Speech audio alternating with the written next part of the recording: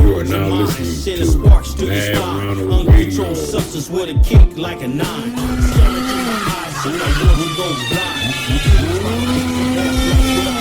I'm a pistol toter, I grip the speech maker.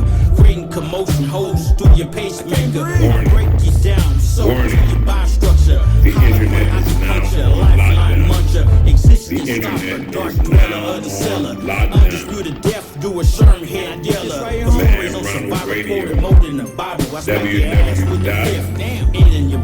Ronald Radio. www.madronaldradio.net. All right, everybody, it's time for the Mad Ronald Radio Network podcast, y'all. Y'all grab a seat and pull up your chairs and get around the speaker and listen, because Mad Ronald's all up in your shit right now. I ain't had a chance to do no real podcasting lately, simply because of the fact that I've been busy as ever. You know, if you've been listening around the internet, you've heard me on quite a few of these other podcasts. Doing interviews and stuff like that. There, I got to give a shout out to some of the guys who had me on their platforms. Shout out to Mel Cross, Cross TV Network. Shout out to Death of a Cloud Chaser. Shout out to Wildcat, you know what I mean? Shout out to Killer Kev, you know what I mean? Shout out to everybody that's out there doing it, man, you know what I'm saying? Because of the fact that, we out here trying to build this network, man. And as we build this network, that means that we got to work together, constructively and productively, not destructively. You see what I'm saying? So, anyway, it's been kind of interesting to me because of the fact that, y'all know that I was dealing with COVID-19, you know what I mean? As I keep up with the headlines of the current news, I find myself to be caught up in like a vortex, because of the fact that vortex that I speak of is simply because of the fact that as a black man, the inequality that has been affecting black people, the injustice, and the social justice and social injustices that they are in the streets protesting for, still in some places that that affects me just by origin of birth and by the color of my skin, you know what I'm saying? But then at the same time, just listen to the statistics when they speak of COVID-19, coronavirus, and how it affects minority people of color, especially black people, and how drastically it hits us. Like they say, it hits us twice as hard as it hits anyone else. So, I've been affected by all that there, because y'all know that I spent my time laying up in that hospital. I was in the hospital for practically 2 weeks. I was on a ventilator, and, I practically lost my life to it. But fortunately, I was able to come back from it. I'm thankful. They were able to give me remdesivir, which is the drug that they use for Ebola. And I will never stop talking about COVID-19 because it's so real, man, and we got so many people out here that doubt it. There's no way in the world you can doubt something that's so real and it hits you so hard. There are people out here losing family members to this here, man. Every day we hear about these statistics, man. When you hear them numbers that they talk about, I want you to think about them numbers, and I want you to think about somewhere in the area of about maybe out of all those numbers that they talk about, I want you to think about anywhere from 1/16 to 1/8 of those people being hospitalized. And then at the same time, if 1/16 to 1/8 of those people are hospitalized, at least 10% of those that are hospitalized end up dying from it. And the numbers they're talking millions on a regular basis, or at least hundreds of thousands as far as cases that are diagnosed from day to day. So what we got to do is we got to be careful. We got to protect ourselves. We got to protect, everything that it is around us that we love as far as family, because of the fact that we're only human. And being that we're only human, that means that we only have the ability to do what we can do. Take into consideration the fact that it's one thing for me to be sitting here, and a lot of people witness my journey and my plague with this here simply by viewing me and following my podcast, and they had the opportunity to see what it was that I was actually going through. So by that and through that, a lot of people saw when I was on there, when I was telling people, when I was online and I was telling people on my Facebook live stream that I had COVID-19, and a lot of people was doubtful and telling me, well, maybe you got this, maybe you got a cold, maybe you got that. I thought I had a cold. I thought I had the flu. I treated it like the flu, but the side effects of the cough medicine and all that other stuff started messing with me. So now I'm misdiagnosing myself. But then I came to a greater realization as I went on, because I realized that the symptoms that I was feeling was nothing like the flu. You know what I'm saying? But at the same time, I was able to be able to articulate to the viewers and listeners, I was able to articulate to them what it was that I was going through. So by me being able to do that, what that did for me was that put me in a position where, I was able to practically document that journey and give people an understanding of what it was that I was going through at that moment. People saw when I was on Facebook Live, and I told people I had COVID-19 before I was ever diagnosed, and I understood and I knew. But then I found myself at a point in time when it hit me so hard that I practically I felt like my lungs collapsed, and I thought I practically just died. You know what I mean? I thought it was gonna kill me right then. But fortunately, you know what I mean, I was able to go to the hospital. I was able to seek the proper medical attention because of the fact that, after I had to call 911, and they told me, you're all right. You're all right now. You're well enough to go and seek the medical attention you need. I did that, and that right there was what saved my life, because of the fact that I found out that I didn't just have COVID-19. I didn't just test positive. I had severe COVID-19. Having severe COVID-19 is one thing, because of the fact that it is an upper respiratory illness that affects the lungs, but you can say it's a hyper accelerated upper respiratory illness that affects the lungs. So when it was affecting me, when it had me, it had me in its grip, and I didn't know what was going on. I found out, man, that I had pneumonia also. So you see what I'm saying? And I don't have any underlying conditions, no health issues or anything of that nature. But the thing about it was that I was fortunate enough that the people in the hospital were able to save my life. They gave me remdesivir because of the fact that it wasn't looking any good from day to day. They told me things weren't getting any better. But when they gave me the remdesivir, which is the Ebola drug, which was a trial drug that was approved by the Food and Drug Administration for emergency use only, they gave that to me, and fortunately it worked on me because of the fact that the nurse told me that it doesn't work on everyone, but it worked on me. So I'm thankful for that. So here we go back to that vortex that I speak of being in the center of, because my life is threatened by this disease that is plaguing us.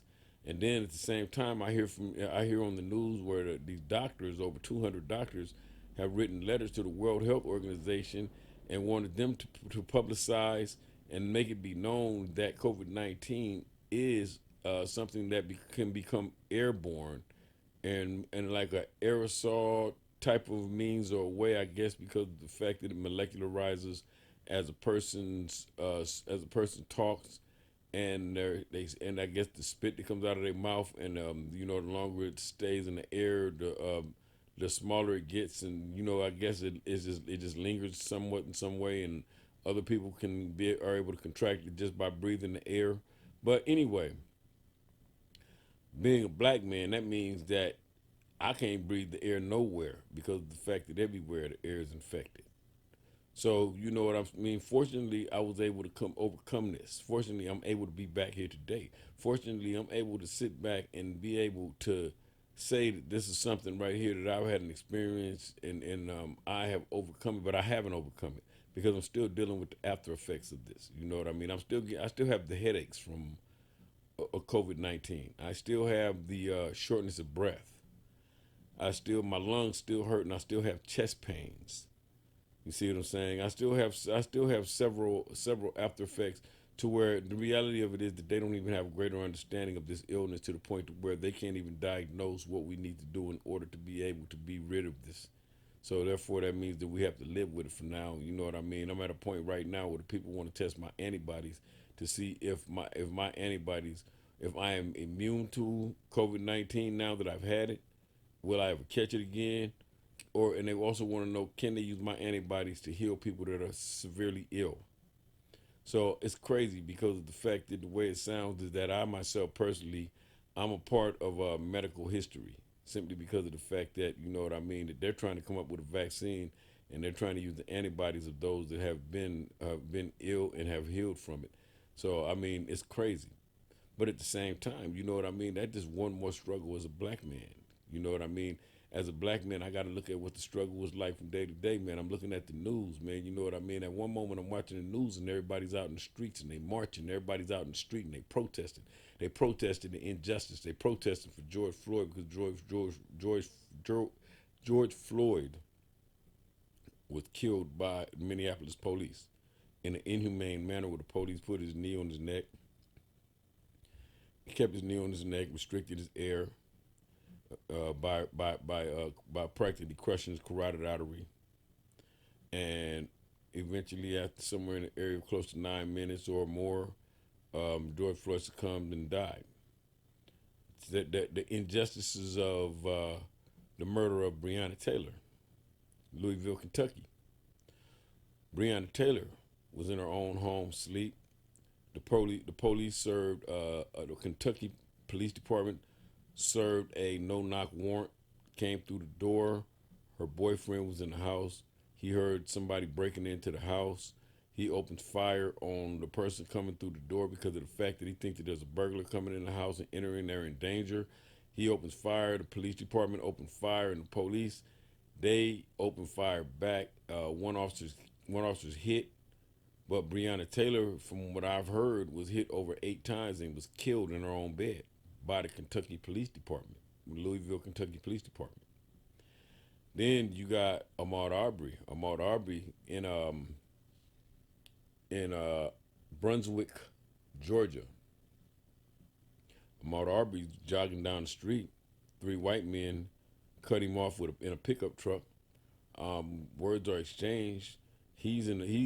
One man gets out the truck with a gun, with a shotgun.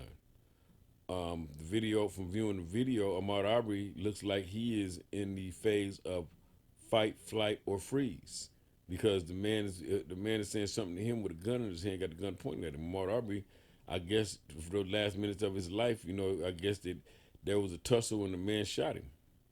Now they try to say that Ahmad Arbery resembled a burglar that was breaking into homes and this and this and this, but at that point in time, he didn't have nothing on him that came out of nobody's house. There was a home that was under construction within that region where he was jogging at, and he went and he looked in the house because the house was no more than plywood and electrical circuits and stuff like that. There, I don't even think the house even had a door on it because it was under construction. I don't even think that there was actually drywall up. But and when he was killed, the guy that shot him, after he shot him, they said that the dude sat back and said, after he shot him, he said the word "fucking nigger." Which is amazing because it's 2020 and this type of shit is going on, right? So now we got Black Lives Matter. We got all these black people in the street. Everybody protesting. Then we got all the supporters. We got the Caucasians. We got everybody else that wants to support us, right? Which is all good. You know what I mean? I'm down with all that. But the thing about that is this here. Everybody's out there protesting. Everybody's out in the streets. You know what I'm saying? For days and days, there are protests all over the country. There's thousands of people everywhere amidst the coronavirus and everything else. Some people masked, some people not masked. Now they're talking about the coronavirus, the daily count for people that are infected is going up now, especially here in California. You know what I mean? And a lot of other places where they had protests. Okay. At the same time, in right now, this very moment, Portland, Oregon, they're protesting in Portland, Oregon. And the thing about that is that Portland, Oregon, they got Donald Trump called the military in. He actually called in the federal troops. I heard he called in Homeland Security and ICE and whoever else he called in. And they were actually up there going at it with the protesters in the streets. The mayor of Portland, Oregon, they showed him on the news the other morning, and while he was talking, he was literally tear gassed by the federal agents, federal troops, rather, I want to say, not federal agents, by the federal troops that were dispatched to Portland, Oregon. Donald Trump said that this happened because of the fact that the mayor has totally lost control of the city, and that the violence itself and the vandalism was totally out of hand. Now, at the same time, all over the country, there's different elements of violence taking place. And as I continue to talk, I will be touching on a lot of that there, because of the fact that sometimes we got to wonder, we got to question you, we got to, like, my biggest question. Everybody talks about defunding the police, but after the protests and after the march, black on black crime has escalated. Black on black crime has actually escalated a whole lot since then. I've been watching the news, right? Since the 4th of July, black on black crime has gone up. And the thing about it is that there's been a lot of children killed. After looking at this here, and watching the statistics and looking at the dangers and looking at how bad things are in the communities, I really got to wonder to myself, damn, because Black Lives Matter talk about dismantle the police department. I don't know if we want to do that, because myself personally, now I'm not in favor. I'm not pro police, but at the same time, I do have to take into consideration the fact that in order to have a civil society, we got to have some that are committed to keeping order, because of the fact that it's easy to sit here and talk about it. It's easy to sit here and protest the police. It's easy to sit here and talk and be at City Hall, right? But where's Black Lives Matter when they shooting people in the hood? See, these are black people out here in the streets just marching. But watch this. These murders, these people know about these murders because some of these black people live in these communities where the murders are taking place at. But I don't see no Black Lives Matter march in the hood where they're telling people in the hood, put down the guns. See what I'm saying? And my thing with that is I have no issue with Black Lives Matter. I actually, you know what I mean? I think that it's a beautiful thing. Anything that is geared toward progress for black people, anything that is geared toward justice and social justice that for black people, anything toward the liberation of black people, I'm all for. But at the same time, let us get the messages right. Let us get this properly done the way it should be done. And I'm saying that because of the fact that when I hear Black Lives Matter, that's cool. When I see the demonstration, that's cool. I've actually been to a Black Lives Matter meeting in Los Angeles before. But my thing with that is this here. When these young black people start murdering one another, nobody got nothing to say. See, and think about this here. There's no way in the world that you can gather 1,000 black people together and none of them is related to none of the shooters in their town. You see what I'm saying? Don't nobody want to talk about that, right? If we're going to talk about defunding the police, the first thing we got to talk about is policing each other. If we're going to talk about defunding the police department, we have to talk about policing our own community. If we're going to have a discussion about dismantling the police department, the first thing we got to talk about is dismantling the culprits that are committing the acts of violence in the community. See, the police ain't the biggest threat. And I'm not going to sit back and act like, it's like this and like that. I'm I'm from the hood. I've been from the hood. I've been from the set. I'm a blood. And I'm going to keep it 100 with you because of the fact that some people might not be aware of what my background is, but I'm Mad Ronald from Rolling 20 Neighborhood Bloods, West Adams, South Central Los Angeles. You see what I'm saying? And the thing about that is that when I speak, I'm telling you the truth from my own perspective.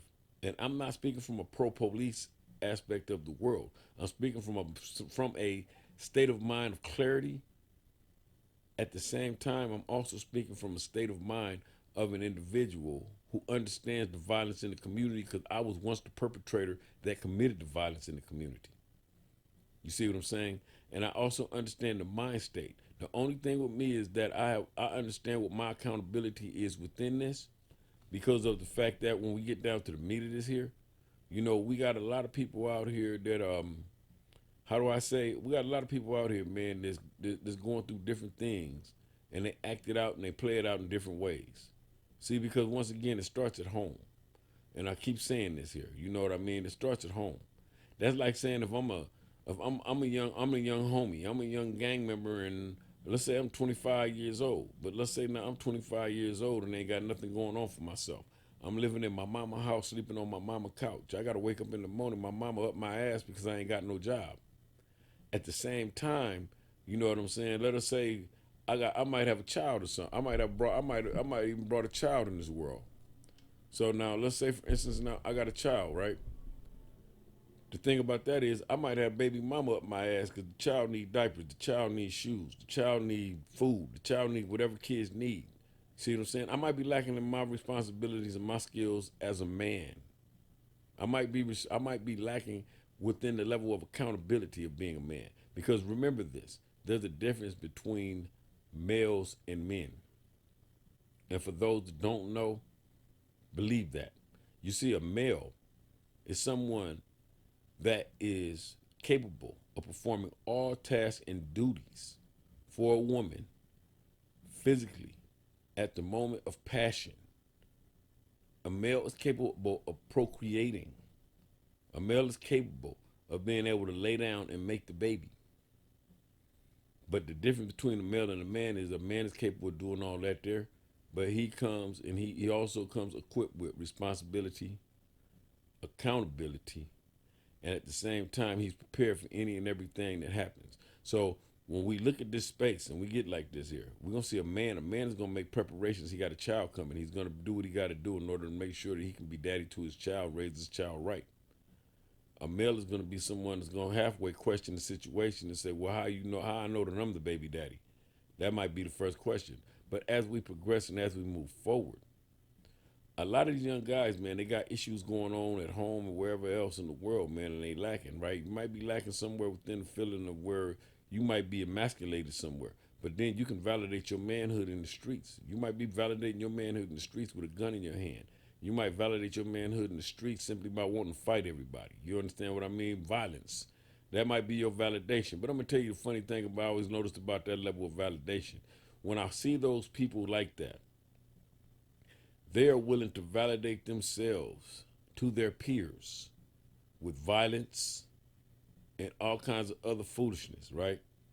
But if you see the police drive up, you're going to see them start calling the police sir. You're going to start seeing them start talking to the police in means and ways of so much respect that you're going to be saying, damn, I didn't even know he talked like that. I didn't know he talked that proper. Because this is the thing about when you see the police. When you see the police, what happens is that young dude that called himself a gangster in the streets, that young dude that said he was all this and all that, right? What he becomes is he goes back into that PTSD that has been passed down from slavery to the present day. That PTSD that's been passed down is not post-traumatic stress disorder, it's post-traumatic slave disorder. When I say that, because of the fact that, typically in the black community, what we have to do with our young boys is that we have to have the talk with them. When a young boy gets to the point where he's going to be able to stay out overnight or come home at night, or even just when he gets to the point where he's able to walk the street by himself with no guardian or anything of that nature, the thing that happens is that eventually he's going to make police contact. Eventually he's going to come in contact with the police because the police going to make it their job to know every young black male that comes through their vicinity, their patrol area, their district, whatever it is. If he's the crash officer, he got to know every young black male in that gang area because he wants to document everybody to be from that gang that he can. See, remember this here. Statistics are numbers.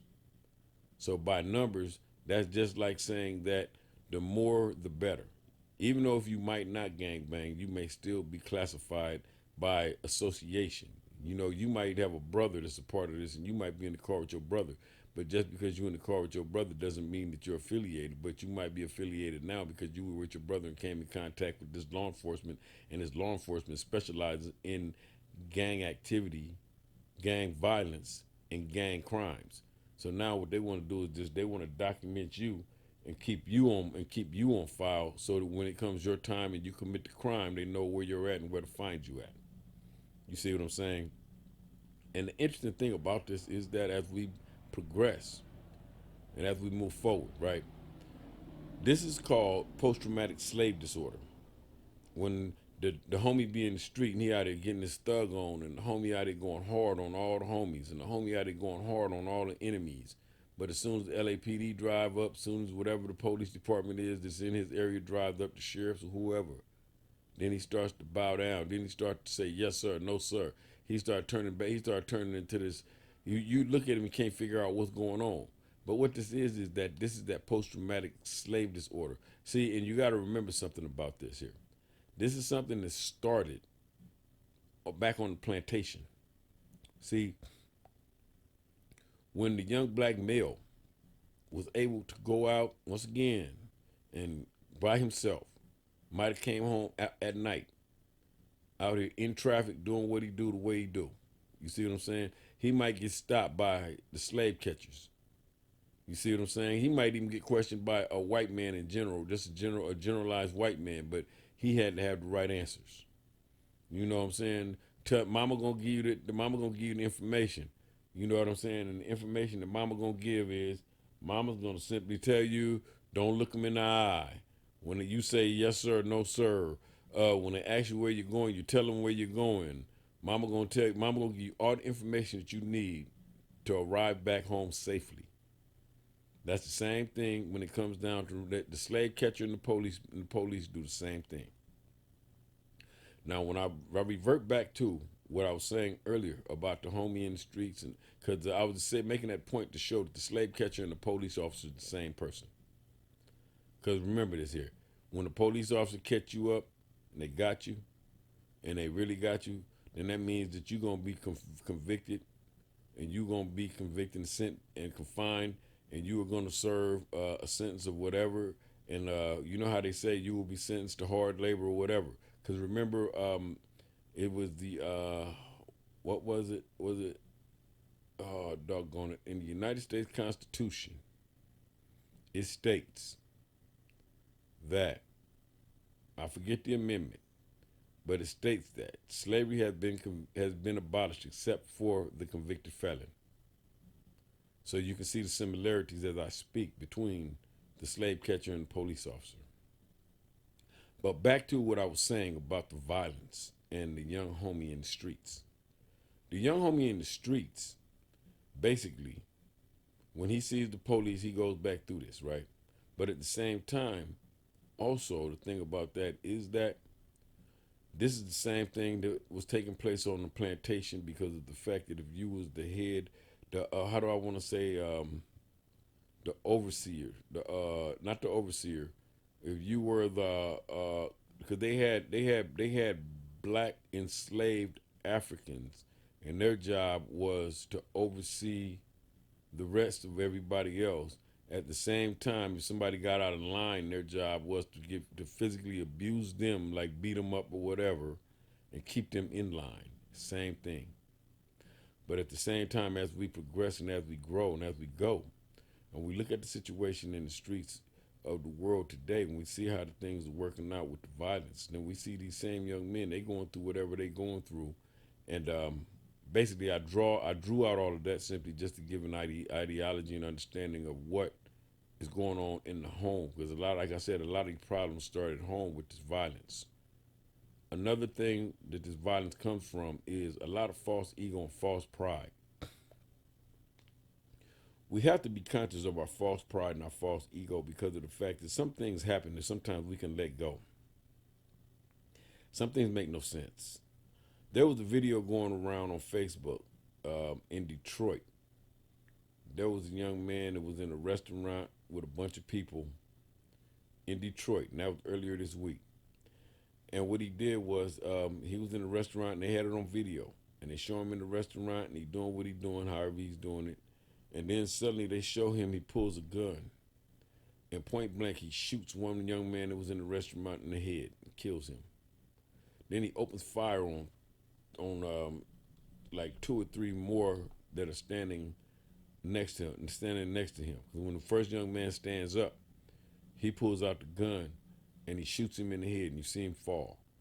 Then he opens fire on the other 2 that were standing there, and he kills both of them. And then everybody in the restaurant starts running, and the guy, they show people running out, and he's opening fire out at people running out of the restaurant, I guess, or someone running out of the restaurant. Then he turns around and he fires again at the guys that he already killed, and one of them laying on the floor. Now the thing about this here, man, is that's atrocious. And I say that simply because of the fact that, man, black life got to matter to black people before it matters to anyone else. as we look at the harm that we do to one another, once again, I look up and I hear the Black Lives Matter. I hear everybody talking. I hear about dismantle the police. I hear about dismantle the system. I hear about defund the police. I hear all of this here, right? And like I said once before, I'm the most conscious dude that you ever met. You know what I mean? Pro-black as it can get. But I'm so pro-black that I'm against black on black. You see what I'm saying? People always say, well, why do they say black on black crime? Because there's white on white, there's Mexican on Mexican, there's Asian on Asian. Now, I agree with that, but none of that affects me. The only thing that affects me most is black on black, because of the fact that how can I fight for equality with you today, stand shoulder to shoulder with you, and tomorrow we're shooting at each other from across the street? You see what I'm saying? How can I be a person that today we shaking hands and we standing for the same things and we fighting for the same rights, but tomorrow I'm shooting up your house and you shooting up my car? There's no way in the world that that makes any sense. See, we get down to the meat of it all. If we look at this in the communities, there's been so much violence in the black community that it's ridiculous. You know, nobody talks about that. I don't understand, because if Black Lives Matter, all black lives have to matter no matter how they die. See, this ain't about politics. You know what I mean? This is about survival. You know what I mean? And it's ridiculous. And I mean, then that's the truth. You know what I'm saying? And I look at it, there should be a conscious mind state that's instilled within our black people since the murder of George Floyd, Brianna Taylor, and Ahmad Arbery, because there's been more people killed since that time. But at the same time, there's not, because our people are killing our people, which doesn't make any sense to me. Our people are killing children. You see what I'm saying? And I'm talking about black people killing black people. So when I speak of black people killing black people, I'm speaking of not just teenagers killing teenagers, adults killing adults. I'm talking about some of these grown-ass people that's shooting kids too. And if I'm against anything, I'm totally against that, because of the fact that we got to stand as a people for something. I commend the podcast community. And I commend the podcast community because podcast is becoming as big as gangster rap. And the reason why I compare that much, and what made me interact and interject that into the middle of the conversation that I'm speaking, is simply because of the fact that when we get down to the meat of it all and we look at this for what it truly is, I got to look at podcasting as influencing. I got to look at the same way I look at rap music as influencing. At the same time, we have the ability to share the messages and shape the state of mind of the people that are listening to us. Because, and I got to say that because some of these young gunners, some of the young killers might be listening. And they might get the message before they go out and commit another murder. They might be on YouTube, because everybody's on YouTube now. You know, a lot of this that they do, they actually will live stream it so that everybody can see it.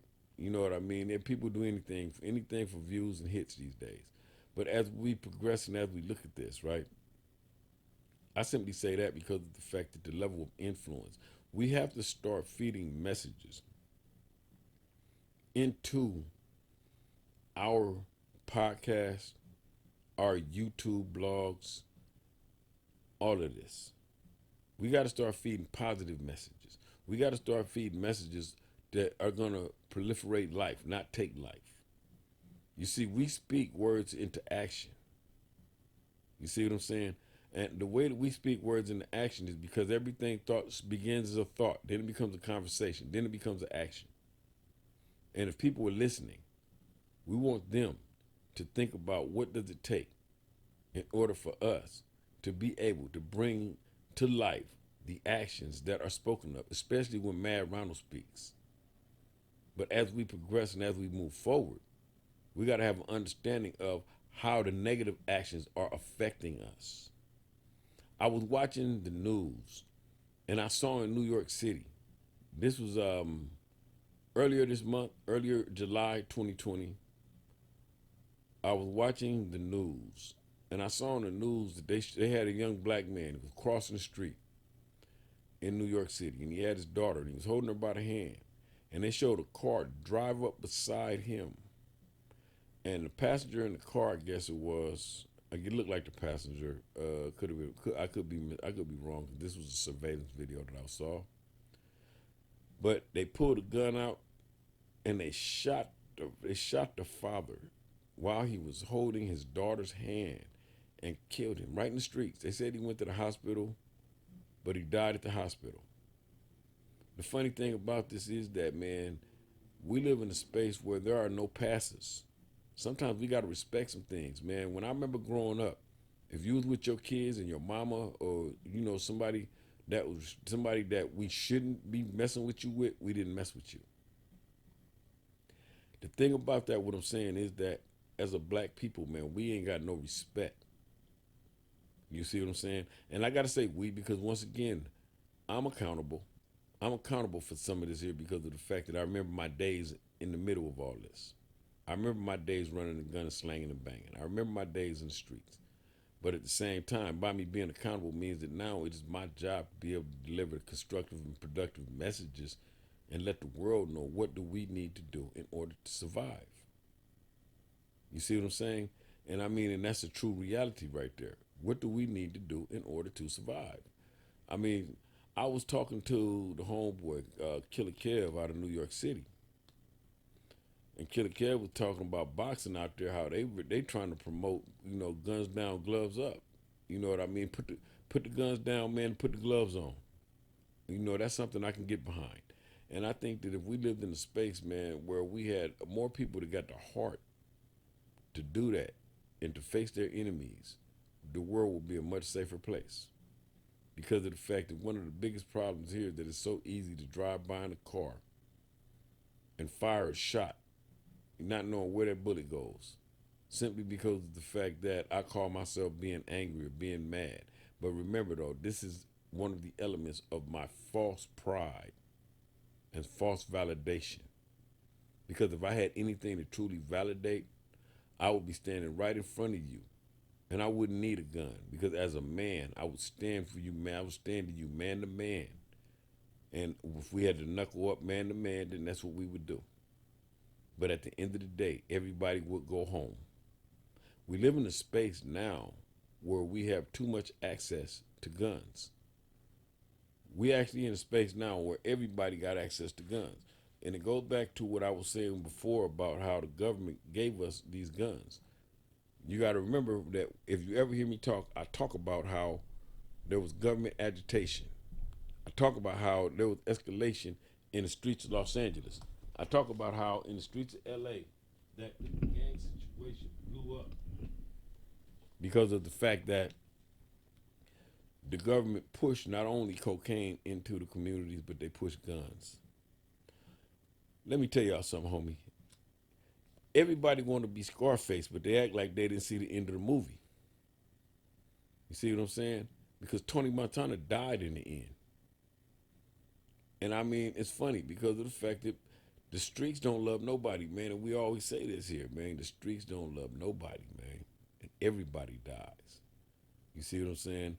The only thing that's going to save you in these streets is if you yourself have the nerve to get out. And when I say get out the streets, I mean live your life right. Be right in your life. Because just because you exist don't mean that you living. See, you in the streets, man, and you out here doing what you doing. You running a gun and you slanging, you banging. That don't mean that you living. Because of the fact that you could be running a gun and slanging and banging, man, and a motherfucker like me might be sitting at your house waiting on you. And if I'm sitting at your house waiting on you, that means that you ain't going to see me coming. That's going to be the end of that. That's going to be the end of it all, and that's going to be the close of your book right there. You see what I'm saying? The story's over. But at the same time, if you living, that means that you being a man, you standing up, you taking care of your family, you doing everything that you need to do in order to make sure that the business is handled and your children are all right, that your wife is all right, that your rent is paid. And then at the same time, you're making sure that you do everything that you need to do to assure that you can get up in the morning and go out and do whatever you got to do in order to make sure that your responsibilities are going to be handled the following day the way that they were the day before and the day before that. You're going to take into consideration what life is, because when you start to live, you're going to start having a respect for life. There's no respect for life because of the fact that simply people have so much access to these guns, People have access to these drugs. And then at the same time, you know, one of the greatest things that mess our minds up is that this subliminal programming that we have to live with by just looking at ourselves as niggas. Y'all heard me say this before, and I ain't never gonna stop saying it. The subliminal programming that goes along with us seeing ourselves as niggas dehumanizes and demoralizes us. It degrades us. So if I see you as a nigga, that means you're a subhuman. You're not even in existence in comparison to me. So how can you be a part of me or come from me when in our true actuality that if you're a black man, we are all a reflection of one another. If you're a black person, man or woman, we are all a reflection of one another. But if you yourself view yourself as a nigga and this is all you can see, then you don't see a human being. So it's easy to gun that person down because you didn't see that person as a person to start with. You saw that person to be something that was subhuman because of the fact that 400 years ago on a plantation, this is what a white man fed into the masses. And as he fed this into the masses, then the masses believed this about one another. So there could never be unity because there would always be separatism. See, the argument is that came from Willie Lynch. See, that's the argument. And when we think about Willie Lynch, some of us say that Willie Lynch existed, some of us say he didn't. I say that it don't make a difference if he did or not because the ideology exists. Willie Lynch, if he didn't, it's an ideology that's so great and so strong that it will keep us separated. It will keep us committing genocidal acts amidst us. See, the one thing that y'all can't forget that there was a black Holocaust. There was a black Holocaust that took place. And one of the problems with what's going on right now is that they have watered down the education in schools so bad when it comes to black history. There are a lot of young black people that don't even believe that there was a time when black people were literally hung from trees, just simply for no more than the color of their skin. But you got to take that into consideration, and you got to remember that because of the fact that that's one of the reasons why black life is so important. You see what I mean? I'm not a member of Black Lives Matters. You know what I mean? I'm not a marcher. I'm not somebody that's out here hollering it. But if black life don't matter for anything else, it matters because of the fact that we were all united on the one point of that. Any one of us could be snatched up at any given time with a rope put around our neck and be hung from a tree. See, we got to understand that there. The power and the color of our skin. Sometimes it was a burden. And don't forget that. It was a burden. We ourselves have to have an understanding of what it takes to survive. See, once I go back and think about the violence, I think about the gangs, I think about the turmoil, then I got to take in mind, you know, what it is that the world's like. You know what I mean? It's crazy to me, man, because like I said, I watch the news, man, and I see all the violence and everything going on, man. The shooters is out in the street, man, but the shooters is a lot of y'all kids. When you see Black Lives Matter and you see all them black people coming together, don't think that the shooters ain't related to them. When you walk into a church and you see the pastor and the congregation and the deacons and everybody out there praising the Lord with Bibles in their hands, don't think the shooters ain't related to them. Because the shooters is your nephews, the shooters is your cousins, the shooters is your kids. You see what I'm saying? But don't nobody want to talk about that because that's the little dark, dirty secret in the black community. We got to have an understanding of the fact that if we really want to police ourselves, if we really want to defund the police department, if we really want to dismantle the police department, then we got what that means is that we got to start dismantling the activities and the structure of the group that hangs out on the corner in front of our houses or down the street. And I don't mean in a violent means, in a violent way. I mean that we got to start feeding the ideology of something that is constructive and productive, giving another means of survival other than killing. Because see, this is the key right here. We are all fighting to live, yet we are living to die. Might not make sense to some, it might make all the sense in the world to others. But take that into consideration and think about what that means to you. because of the fact that as we grow and as we go, we're gonna look at this here and we're gonna figure, you know what I mean? What does it take? See, watch this here. We can march when the police kills one of us. We can march when a white man kills one of us. But we go mute when one of us kills one of us. You see what I'm saying? I don't understand it. I mean, I'm looking up, man. I'm watching the news, man, in Washington, D.C., a 11-year-old boy was killed. I'm looking at this here like, wow. You know what I mean? This is since the 4th of July. I'm looking at, we were just marching with last month. You know, I don't have people tell me, well, you can't erase 400 years of self-hatred and all this here and this and this and this and this. Man, we got to get on our motherfucking game, man. What we gonna do? We gonna wait 800 years before this shit gets right? See what I'm saying? We can't blame the white man for every fucking thing because of the fact that I can't blame the white man for that black motherfucker with that gun in his hand that's shooting at that house. I can't blame the white man for that motherfucker with the gun in his hand that was in that restaurant firing them shots. You see what I'm saying? And I'm not gonna. I'm gonna blame the motherfuckers that were accountable for it simply because of the fact that we need to be held accountable. Like I said before, myself personally, I lived that life. I was out in the streets. You know, my life consisted of nothing but running a gun for years, for decades. You're talking to somebody that wasn't initiated. I was indoctrinated. You know, I've been a member. I was a member since 1976. So you could imagine, I came up in the late 70s, in the mid to late 70s. I came up in the 80s. I came up in the crack era. I was here when the automatic weapons dropped. You see what I'm saying? I was here all of a sudden when the overnight that the little bitty delinquent street gang turned into an army. You see what I'm saying? I was here. I was a participant. I was in the middle of it. I was out here doing it. You know, like I said, running, gunning, slanging, and banging. That was the life. I was here before the money came, when we was gang banging, but we had limited means. Simply because of the fact that everybody couldn't afford a car and everybody couldn't afford an automatic weapon, to where the world has changed now.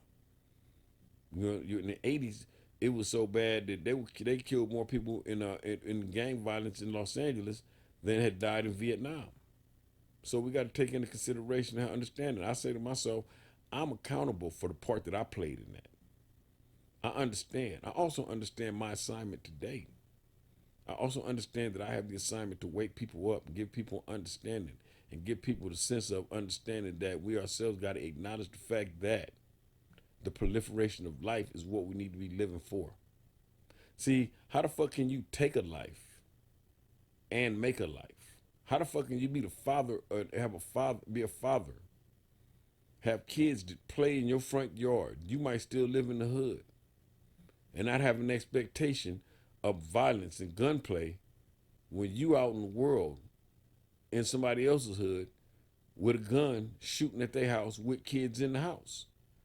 There becomes a sense of lack of respect simply because of the fact that you don't respect the lives that are existing within this domicile. Now, the point that I'm making when I say all of that is the fact that ideology is everything. And the one thing that we got to start with is having an understanding of innovation and ideology. When I say innovation and ideology, what I mean by that is simply the ability to introduce new ideas into the situation, handle things in different ways, rather than going to grab guns and shoot up shit. You see what I'm saying? I'm watching the news, man, and I see on the 21st of July, you know what I'm saying, which was interesting to me, that it's like there was a shooting on the 21st of July in Washington D.C. You know what I mean? There was a girl that was shot, and her mother, and they were both hospitalized. You know, I'm looking at this like, wow. You know, at the same time, this is a young girl that was shot. And you know what I mean? As I look at this, it's kind of crazy. I'm looking at this. I see a 9-year-old boy was killed in New Orleans, sitting on his porch. And when he was killed, there was also a young girl that was somewhere in the area about 15 years old that was shot in the torso. You know what I mean? But the shooters are black people. The shooters look like us. See, I can't blame the white man when the man that had the gun in his hand looks like me. I can blame the white man if it was the Klan. I can't blame the white man for inflicting this level of hatred and talking about 400 years of hatred and programming and brainwashing and self-hatred and all this other stuff. I'm not going to blame the white man because I'm not going to cop out by making him accountable for the violence that's plaguing my community. All across the United States of America, black people are killing black people. In Chicago, just this week, there were 14 people injured in a drive-by shooting that took place at a funeral. Now, I'm going to tell you what's interesting about all of this here, right? The interesting part about all this shit is that everybody doing that bullshit and out here in the streets like it's the wild, wild west, and they all across the country, and motherfuckers is acting like they just don't give a fuck. They shooting shit up. They killing motherfuckers. They hitting kids. They doing all this here, right? The news straight from Washington, D.C., Donald Trump is ready to send motherfucking federal troops. Those same federal troops that I was talking about are in Portland, Oregon. Oh, they're soon to be in places like Chicago. Remember what I just said, 14 people shot in a drive-by shooting. You know what I mean? These people will enact federal statutes and federal acts, damn near as like acts of war or whatever they want to do, and they will send in the troops. They're soon to have the troops in places like New York City because the violence is escalating in places like New York City. You see what I'm saying? And I mean, as we look at this here, man, you know, this shit's getting worse and worse. Now, I look at it like this here. The thing about all of this is that our people got to be listening. When I say our people, I'm talking about the black people with the guns in their hands committing the crime. Once again, black on black crime. Now, once again, they're going to say it's white on white crime. There's Hispanic on Hispanic crime. There's Asian on Asian crime. It ain't that black people ain't the only people, but I don't give a fuck about none of that because I'm a black man. And the only thing that affects me within that realm is black people killing black people. Black people have killed more fucking black people damn near than the Klan has. Maybe more than the Klan has. You see what I'm saying? And I'm looking at it as 2020. Somewhere through here, we ourselves have got to start coming to the points of understanding that there has to be civility among us. There has to be civility when it comes to us dealing with one another simply because of the fact that when we look at the world for what the world is, when we look at the world for how the world is, we live in this country right now where the black man stands somewhere between 11 and 13% of the population. But yet and still the black man is 50% of the prison population. You see what I'm saying? We live in a country right now, man, where we look around and we see per capita what the death rate is, right? If we look at the death rate, right, it don't seem like much and it don't seem like many. But if you 13%, then what is the percentile of us killing each other every day? You see what I'm saying? And as I look at this and as I take into consideration the world for what the world truly is and how the world truly stands, don't nobody give a fuck about the plight of the black man. Don't nobody give a fuck about what happens to us. We can wipe each other off the face of the earth and nobody would even give a fuck. There will be a new immigrant. There will be a new nigga. There will be a new whatever. You see what I'm saying? Within the bowels of history, in the future,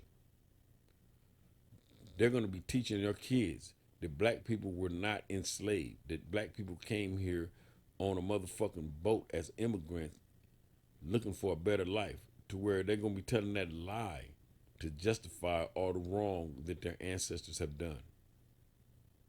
You see what I'm saying? And the funny thing about that is this here, when we look at the world and we think about it for what it is, there won't even be any black people around to even correct that history because we will have killed them all. In the future, as we look and we progress, there won't even be any voices. And when I say that, I mean that any great voices to be heard that will be here to educate, uplift, and enlighten the people, because we will have killed them all early. See, Black people have already withstood things like eugenics. You see what I'm saying? Margaret Sanger was the person that was at the head of the eugenics movement. And she's the person that came about with Planned Parenthood. And her belief was that black people should be exterminated in the womb. That is why it's funny as a motherfucker when you look up and you see that, we have Planned Parenthood and abortion clinics all in black communities. And we see black women patronizing them. You see what I'm saying?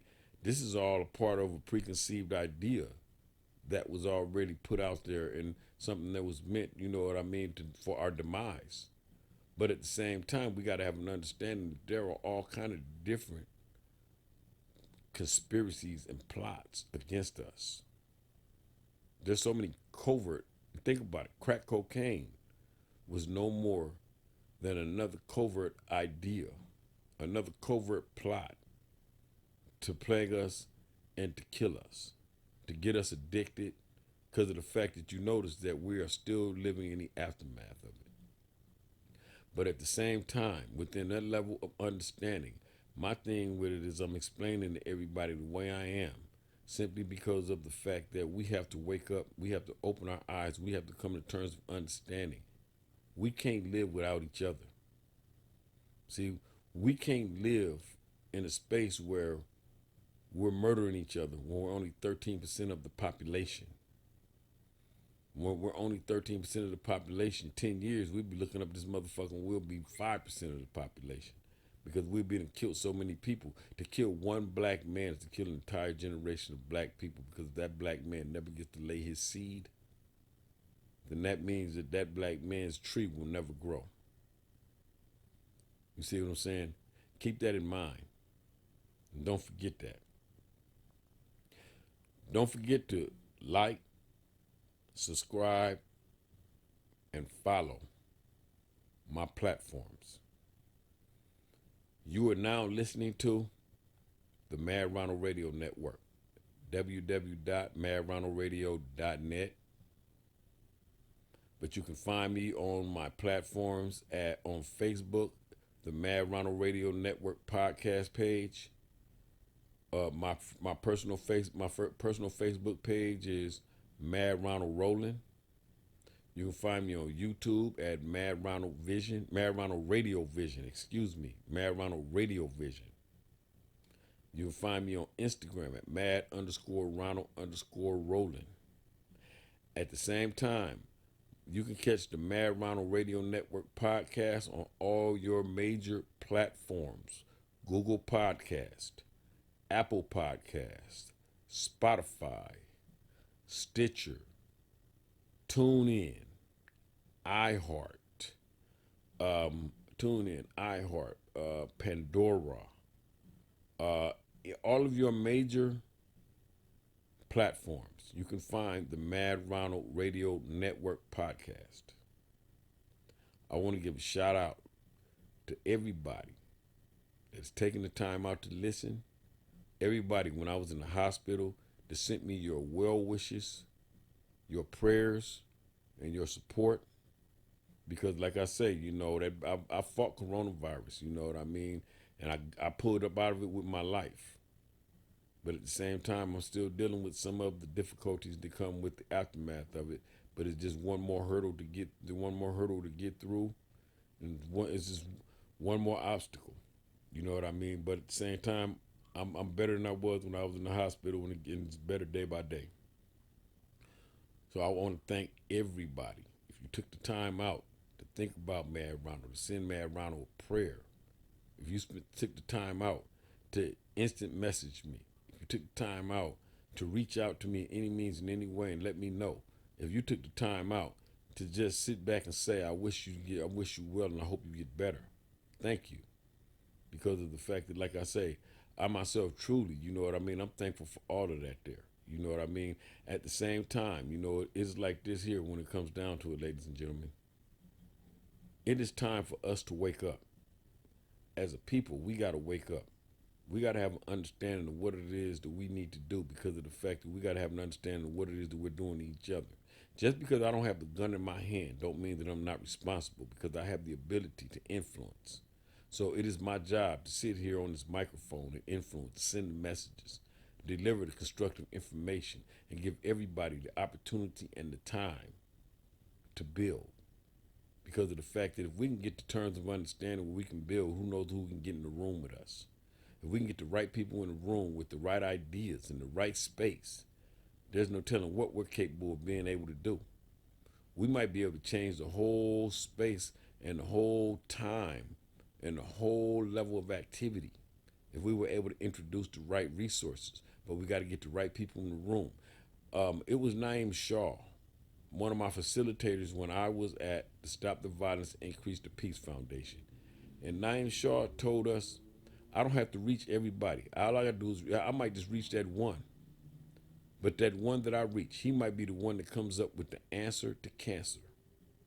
That was so powerful within hearing that I myself, I take on that belief and understanding. And I myself am a true, I believe that truly, I might have been the one. And I hope I was. You know what I mean? I might not come up with the answer to cancer, but we might be able to come up with the answer to some of this bullshit. And we might be able to stop some of this killing out here. You know what I'm saying? Because of the fact that, like I say, as a black man, I got black children, I got black grandchildren. You know what I mean? I don't want to see black people do nothing but live. I don't want to see all people do nothing but live. But I got to be concerned with mine first because of the fact that what happens with mine is what affects me most and what affects me first. So you know what I'm saying? But at the same time, I'm about to sign out, y'all. Thank everybody for tuning in. Thank everybody for listening. I wish you all health, wealth, peace, and prosperity. I'm OG Mad Ronald, y'all, and I'm out of here. This has been a Mad Ronald Radio Network production. Please like, subscribe, share, follow our content. Be on the lookout for up-and-coming podcast shows, interviews, and live broadcasts. Thank you very much for following our network. The Mad Ronald Radio Network is available on Spotify, iHeart, TuneIn, Google Podcasts, iTunes, Apple Podcasts, Pandora, Amazon Alexa, and Amazon Echo. What would podcast radio be without Mad Ronald Radio? You're hired, Miss Muggs. They missed. Now you're through. If you ain't out of town by tomorrow morning, you won't never leave it except in a pine box. I'm taking over this territory. From now on, it's mine. www.madronaldradio.net